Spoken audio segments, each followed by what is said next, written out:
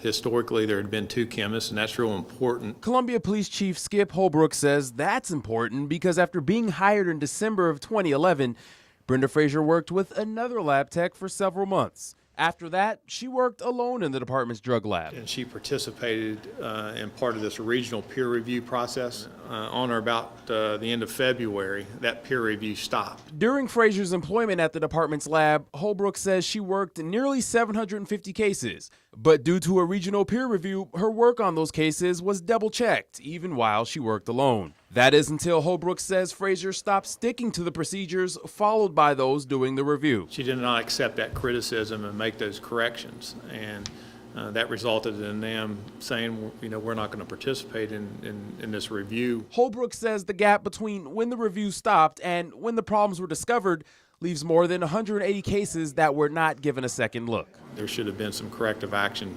taken sooner, but we're where we are now, and we're taking that corrective action. Does this concern you as a defense attorney? Well, it does for any of the cases that come out of the city, and that obviously that were done by Ms. Frazier. Longtime Columbia defense attorney Jack Swerling says the issue is cause for concern, but says he supports shutting down the lab for review. He has his own past cases to look over and says it could go several ways for those now behind bars that had cases worked by Frazier. They may want to go ahead and grant a new trial or agree to a new trial and try the individual again, or or let the defense go ahead and challenge the evidence. Dakari Turner, News 19, WLTX.